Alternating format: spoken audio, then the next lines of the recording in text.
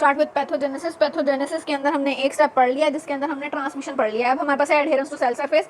Adherence to cell surface के लिए हमारे पास स्पेशल स्ट्रक्चर होते हैं जिनका नाम है पिलाए। पिलाए जो हैं वो हमारे पास कैप्सूल का पार्ट होते हैं और ये हमारे पास ह्यूमन सेल के साथ बैक्टीरिया को ह्यूमन सेल के साथ एडहेयर कराते हैं और इसकी वजह से हमारे पास बैक्टीरिया की डिजीज कॉजिंग एबिलिटी जो है वो इनहांस हो जाती है। पिलाया ऑफ नेसेरिया गोनोरिया इकोलाई जो है वो अटैचमेंट कराते हैं इनको यूटीआई में। और ग्लाइकोकैलेक्स ऑफ स्टिफ्लोकोकस एपिडर्माइडस और विरिडेंस ये हमारे पास एंडोथेलियम ऑफ हार्ट वॉल्स के अंदर जो है वो स्ट्रॉन्गली एडहेयर करा देते हैं इन बैक्टीरिया को, क्योंकि इनके अंदर से डिफरेंट मॉलिक्यूल्स क्रिएट हो रहे होते हैं जो कि एडहेरेंस ऑफ सेल सरफेस कराते हैं, इनको हम एडहेसेंस कहते हैं। जब ये बैक्टीरिया अटैच करते हैं तो प्रोटेक्टिव मैट्रिक्स बनाना शुरू कर देते हैं जिसको हम बायोफिल्म कहते हैं। बायोफिल्म जो है वो ये एक इंपॉर्टेंट है। बायोफिल्म जो है वो वेरियस पॉलीस्क्राइड और प्रोटीन से कॉल होती है। बायोफिल्म जो है वो स्पेशली जो है वो फॉरेन बॉडीज लाइक प्रोस्थेटिक जो भी आर्टिफिशियल चीज़ें बाहर से लगी हैं ना, prosthetic heart valves, prosthetic joints, intravenous catheters, इन चीज़ों के ऊपर जो है वो बायोफिल्म बनना स्टार्ट होती है। और हमारे पास बायोफिल्म जो है वो प्रोटेक्ट करती है बैक्टीरिया को against antibiotics and host immune defences के अगेंस्ट लाइक न्यूट्रोफिल वगैरह के अंदर। बायोफिल्म जो है वो परसिस्टेंट इन्फेक्शन कराती है और ये हमारे पास वुंड हीलिंग को रिटार्ड करती है स्पेशली डायबिटिक्स के अंदर। बायोफिल्म जो है वो persistent of Pseudomonas in lung cystic fibrosis के पेशेंट के अंदर हमारे पास और डेंटल प्लेग के अंदर डेंटल कैरीज वगैरह ये सारी बायोफिल्म्स की एग्जांपल हैं। हार्ट वॉल्स के अंदर होती है, जॉइंट्स के अंदर होती है, जॉइंट्स के अंदर बनती है, सुडोमोनास सिस्टिक फाइब्रोसिस कराती है लंग्स में। और हमारे पास डेंटल प्लेग के अंदर डेंटल कैरीज काम कराती है। Production of biofilms by the bacteria such as Pseudomonas को हम कंट्रोल करते हैं कोरम सेंसिंग। कोरम सेंसिंग के अंदर क्या कराते हैं कि हम बैक्टीरिया को एक नॉन एग्रेसिव मैनर के अंदर ग्रो कराते हैं until a quorum is a sensed. इसमें हमारे पास ये होता है कि बैक्टीरिया जो है वो न्यू विरुलेंस फैक्टर जो कि पैथोजेनेसिस कॉज करा रहा था उसको कोरम सेंसिंग के अंदर ये होता है कि बैक्टीरिया जो है वो नॉन एग्रेसिव मैनर के अंदर ग्रो करते हैं जब तक कि हमारे पास एक सर्टेन डेंसिटी अचीव नहीं हो जाती। इसको हम कोरम सेंसिंग कहते हैं और इस पॉइंट पे जाके बैक्टीरिया जो है वो न्यू विरुलेंस फैक्टर ग्रो कराते हैं। Foreign body such as heart walls, artificial joints वगैरह के अंदर हमारे पास इन्फेक्शन होने का चांस बहुत ज़्यादा होता है।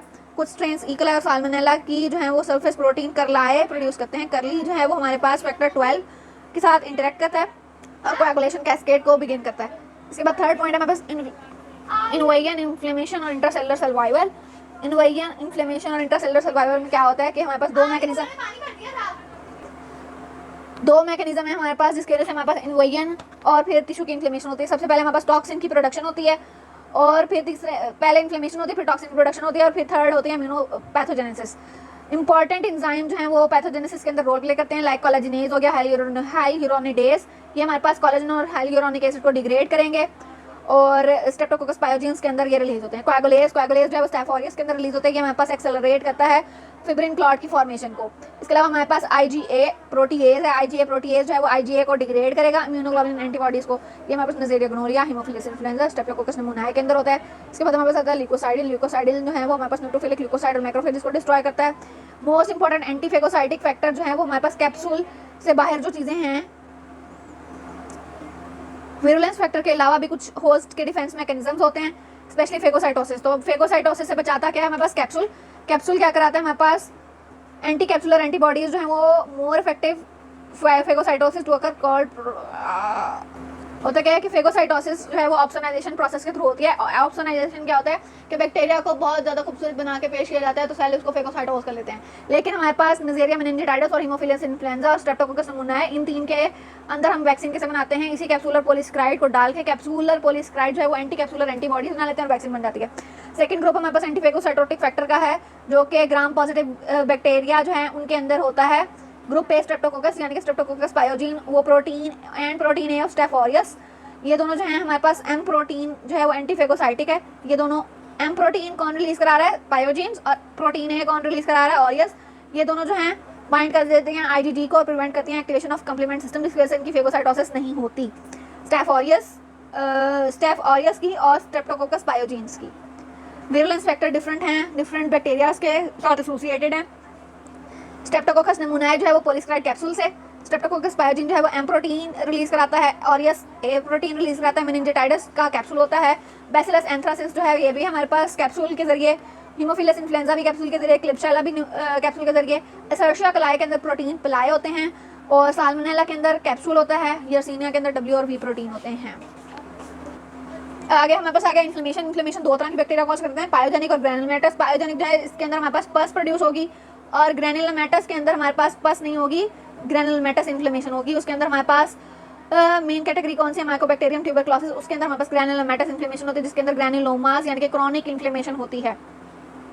इंट्रासेलुलर सर्वाइवल की बात करें तो कुछ बैक्टीरिया जो है वो हमारे पास सेल के अंदर भी सर्वाइव करते हैं, लाइक हमारे पास हमने देखा था कि माइकोबैक्टीरियम और रिकेट्शिया और क्लेमाइडिया, ये दोनों जो है हमारे पास ऑब्लिगेट इंट्रासेलुलर पैरासाइट नहीं है, लेकिन ये हमारे पास ह्यूमन सेल के अंदर ग्रो कर सकते हैं।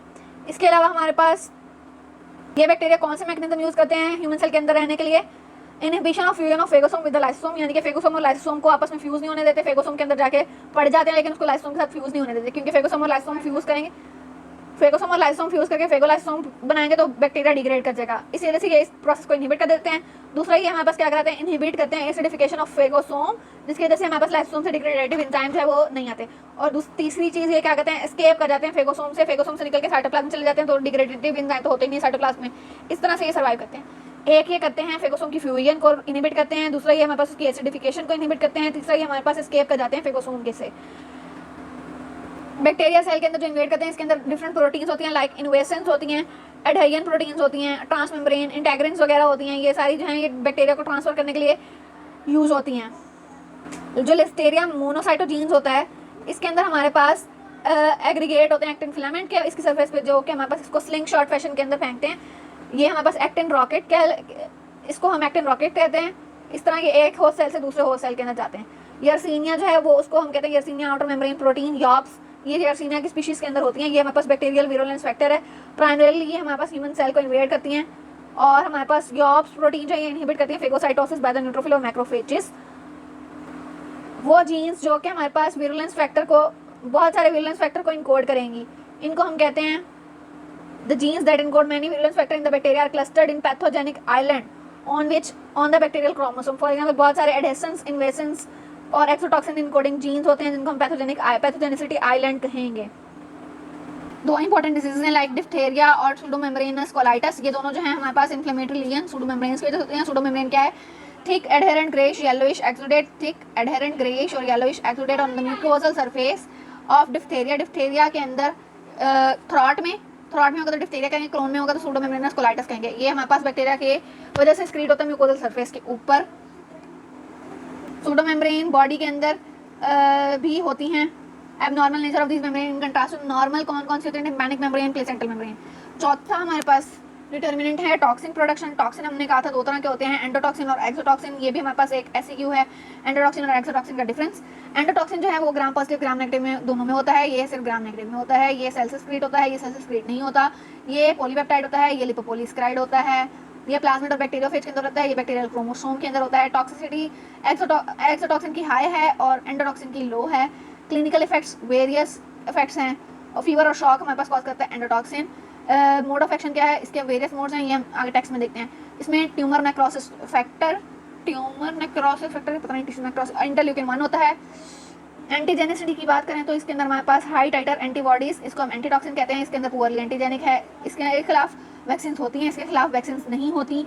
एंडोटॉक्सिन के खिलाफ एक्सोटॉक्सिन जो है वो डिस्ट्रॉय हो जाते हैं 60 डिग्री पे, एंडोटॉक्सिन 100 डिग्री तक, 100 डिग्री पे 1 आवर के लिए भी स्टेबल रहते हैं। डिजीजेस क्या हैं, टेटनस, बॉटुलिज्म, डिफ्थेरिया, इसके अंदर meningococcaemia, sepsis by Gram negative rods. ये हमारे पास आगे एक्सोटॉक्सिन और एंडोटॉक्सिन के डिफरेंशिएशन। एक हमारे पास मोड ऑफ एक्शन है डिफ्थेरिया टॉक्सिन का। डिफ्थेरिया टॉक्सिन का क्या मोड ऑफ एक्शन है कि इसके अंदर हमारे पास दो सब यूनिट होते हैं, A subunit and B. A active, B binding. B binding subunit के साथ डिफ्थेरिया टॉक्सिन डिफ्थेरिया वाला जो वो है बैक्टीरिया बाइंड करता है, ये एडीपी राइबोसाइलेशन कराता है, एलोंगेशन फैक्टर 2 को फॉस्फोराइलेट करा के हमारे पास इनहिबिशन करा देता है प्रोटीन सिंथेसिस की। इस तरह से हमारे पास डिफ्थेरिया का टॉक्सिन एक्ट करता है एडीपी राइबोसाइलेशन के जरिए। अब ये डिफरेंट ग्राम पॉजिटिव रॉड्स हैं जो कि एक्सोटॉक्सिन प्रोड्यूस कर रहे हैं, ये उनका ही टेबल दिया हुआ है कि एक्सोटॉक्सिन डिफरेंट तरह से क्या क्या डिजीज कॉज करते हैं। कॉर्निमेक्टिन डिफ्थेरिया डिजीज कॉज करता है, ये हमारे पास एलोंगेशन फैक्टर 2 की एडीपी राइबोसाइलेशन कराता है, इसकी वैक्सीन प्रेजेंट है। टेटनस क्लस्ट्रीडियम टेटनी के जो होता है ये हमारे पास इनहिबिट करता है release of inhibitory neurotransmitter glycine को ब्लॉक करता है। इसके अलावा बॉटुलिज्म कॉज होती है क्लस्ट्रीडियम बोटुलिनम की वजह से, ये एसिटाइलकोलिन की रिलीज को ब्लॉक करता है। क्लस्ट्रीडियम डिफिसाइल ये हमारे पास एक्सोटॉक्सिन ए और बी के जरिए इनएक्टिवेट करता है जीटीपीएस को, और क्लस्ट्रीडियम परफेरेंजेंस ये अल्फा टॉक्सिन रिलीज करता है जो कि लाइसिनथेनेस के तौर पर एक्ट करता है। बैसिलस एंथ्रासिस ये एडिमा फैक्टर एडेनालाइट साइक्लेज के अंदर रिलीज करता है। ये हम स्पेसिफिक जो है वो आगे जाके डिजीज हर बैक्टीरिया के साथ स्पेसिफिकली पढ़ेंगे। स्पेशल बैक्टीरिया में। इसके बाद हमारे पास स्टेफिलोकोकस ऑरियस जो है वो टॉक्सिक शॉक सिंड्रोम के कॉज करता है, food poisoning, scalded skin syndrome cause करता है। Staphylococcus Streptococcus pyogenes scarlet fever cause करता है। ग्राम नेगेटिव के अंदर एशर्शिया कोलाई है, watery diarrhoea, bloody diarrhoea cause करता है। Shigella bloody diarrhoea, Vibrio cholerae cause करता है, और ब्रोटिडेला प्रोटोसिस वूफिंग का कॉज करता है। अब इस तरह से हम इसको याद करेंगे कि इंपॉर्टेंट मैकेनिज्म ऑफ एक्शन क्या है। यहाँ तो एडीपी राइबोसाइलेशन है, यहाँ पे सुपर एंटीजन है, यहाँ पे प्रोटीएज है, यहाँ पे लेसिथिनेज है। ये चार ही मैकेनिज्म है एक्शन के। एडीपी राइबोसाइलेशन के तौर पे इसे कौन कौन एक्ट करता है? डिफ्थेरिया, कॉलरा, एशर्शिया कोलाई और पर्टूसिस। सुपर एंटीजन से toxic shock syndrome toxin TSST और स्टेफिलोकोकस एंटेरोटॉक्सिन और एरिथ्रोजेनिक टॉक्सिन कॉज करता है। प्रोटीएज के जरिए कौन काम करता है? Tetanus, botulism, lethal toxin of anthrax और स्कारलेट स्किन टॉक्सिन। लेसिथिनेज कैसे एक्ट करता है? Clostridium perfringens alpha toxin. और एक्सोटॉक्सिन जो कि साइक्लिक AMP के जरिए एक्ट करते हैं, साइक्लिक AMP को इंक्रीज करते हैं। विब्रियो कॉलरा से रिलीज होते हैं कॉलरा टॉक्सिन, एशर्शिया कोलाई से लेबाइल टॉक्सिन, बोरोटिडेला से पर्टूसिस और बैसिलस एंथ्राक्स से oedema factor of anthrax toxin. Cholera toxin भी सेम वैसे ही एक्ट कर रहा है। इसका भी A और B सब यूनिट है। ए सब यूनिट एक्टिव, B बाइंडिंग पे आके बाइंड करेगा, एडीपी की राइबोसाइलेशन कराएगा, वो वहाँ पे GS प्रोटीन जो है वो साइक्लिक AMP को इंक्रीज करेगी, प्रोटीन काइनेज बनेगा, वो हमारे पास फॉस्फोराइलेशन कराएगा, वाटर और इलेक्ट्रोलाइट बाहर निकलेंगे, वाटर क्लोराइड और बाइकार्बोनेट डायरिया कॉज होगा कॉलरा टॉक्सिन से। एंडोटॉक्सिन कैसे एक्ट करते हैं? एंडोटॉक्सिन के अंदर स्पेशली होता है लिपिड A, ये हमारे पास एक्टिवेट कराते हैं मैक्रोफेजेस को, कॉम्प्लीमेंट सिस्टम को और टिश्यू फैक्टर को। टिश्यू फैक्टर को जब ये एक्टिवेट कराते हैं तो उससे DIC डिसैमिनेटेड इंट्रावास्कुलर कोएगुलेशन होती है, कोएगुलेशन कैस्केड स्टार्ट होता है। एक्टिवेट जब कॉम्प्लीमेंट सिस्टम को करेंगे तो इससे हमारे पास जो है न्यूट्रोफिल और कीमोटैक्सिस होगी और हाइपोटेंशन या एडिमा होगा C3A के जरिए। उसके बाद हमारे पास है एक्टिवेट मैक्रोफेजेस को जब भी एक्टिवेट करेंगे तो ये इंटरल्यूकिन 1 फीवर कॉज कराएगा, ट्यूमर नेक्रोसिस फैक्टर जो है वो फीवर और हाइपोटेंशन, और नाइट्रिक ऑक्साइड जो है वो हाइपोटेंशन कॉज कराएगा। एंडोटॉक्सिन की रिलीज की वजह से हमारे पास 5 चीजें आएंगी, फीवर, हाइपोटेंशन, DIC एक्टिवेशन होगी, कॉम्प्लीमेंट सिस्टम की, मैक्रोफेजेस की। इन पांचों प्रोसेस की वजह से हमारे पास systemic inflammatory response syndrome surge होगा, fever, hypotension, tachycardia, tachypnoea and leukocytosis. TNF के बेनिफिशियल और हार्मफुल इफेक्ट्स की बात करें तो बेनिफिशियल के अंदर ये इन्फ्लेमेशन कॉज कराता है, वेसोडाइलेशन कॉज करा के एडहेजन कराता है न्यूट्रोफिल्स की, इनहांस्ड माइक्रोबिसिडल यानी कि बैक्टीरिया को किल कराता है, एक्टिवेशन और एडहेजन कराता है प्लेटलेट्स की, एक्सप्रेशन कराता है MHC क्लास 1 और क्लास 2 प्रोटीन्स की। हार्मफुल इफेक्ट क्या है? सेप्टिक शॉक कॉज करा सकता है, डिसैमिनेटेड इंट्रावैस्कुलर कोएगुलेशन यानी कि DIC कॉज करा सकता है, डिसैमिनेटेड इंट्रावैस्कुलर कोएगुलेशन, और inflammatory symptoms autoimmune disease cause करा सकता है।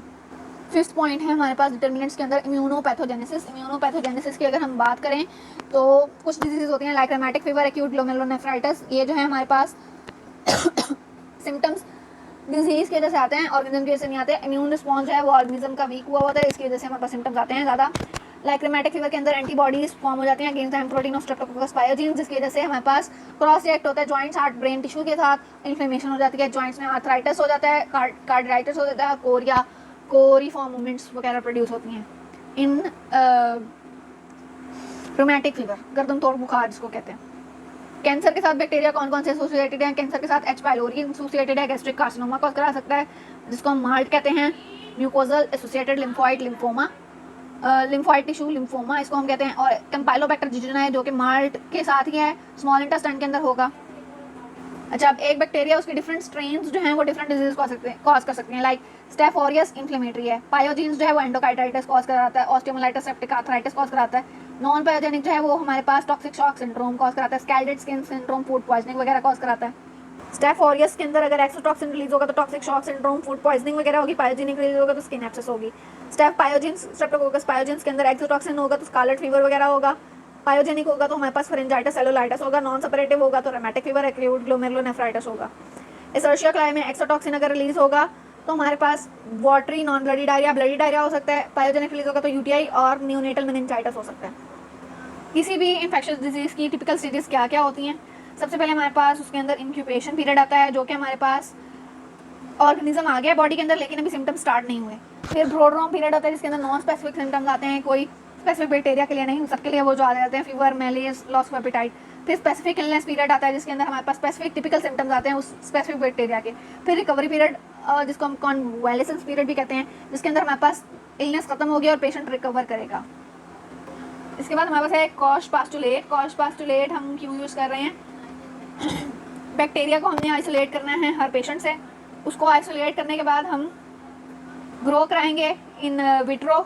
फिर प्योर ऑर्गेनिज्म जो है वो हमारे पास हेल्दी वन के अंदर डिजीज़ कॉज करा सकता है, और फिर दोबारा हम वो जो पेशेंट या एनिमल जिसके ऊपर हम कोई भी कर रहे हैं स्टडी, उससे हम दोबारा से वो ऑर्गेनिज्म इनोकुलेट भी कर सकते हैं।